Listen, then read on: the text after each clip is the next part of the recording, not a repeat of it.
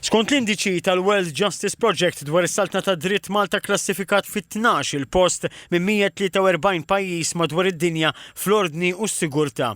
Il-Lussemburgu, Singapore u l-Irlanda komplew jiddominaw din il-klassifika.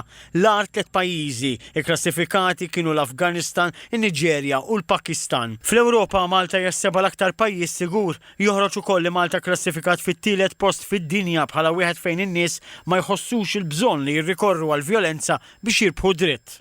Dwar il-kontroll tal-kriminalità, Malta tinsab fl-44 post u fis-60 post fejn jidħol il-kontroll tal-konflitt ċivili. Għalkemm il-pajjiż niżel post fl-indiċi tas-sigurtà, tela 2 postijiet fl-indiċi ta' drittijiet fundamentali u llum jinsab fis-26 post fid-dinja.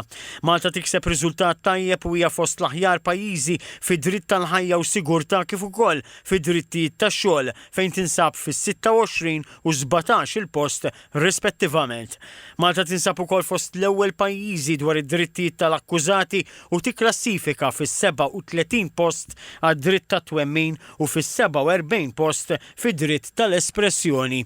Il-World Justice Project jagħti klassifikazzjoni pożittiva lis-sistema tal-ġustizzja kriminali f'Malta għajr għal ħin ta' stennija fil-proċessi. Fil-fatt Malta tiġi mal-ewwel 30 pajjiż fid-dinja b'sistema ġudizzjarja ħielsa mill-intħil politiku, ħilsa mill-korruzzjoni u fejn l-investigazzjonijiet kriminali jsiru b'mod effettiv. Taqa' numru ta' postijiet dwar l-imparzjalità tal-qrati u żmien li fih isir il-proċess ġudizzjarju. F'dan il-qasam il-pajjiż jikklassifika fis-36 post fid-dinja fl-effettività tas-servizzi korrettivi. Imma qabel ma s-sena l-oħra Malta niżlet 4 postijiet fl-indiċi ta' kontrolli fuq il-Gvern l-aktar minħabba rata baxxa dwar il-livell ta' skrutinju li l-Parlament għandu fuq l-Eżekuttiv. Globalment u meta wieħed qis is-setturi kollha tas-saltna ta' dritt Malta klassifikat fil-31 post li huwa post inqas meta mqabbel mal-indiċi tas-sena l-oħra.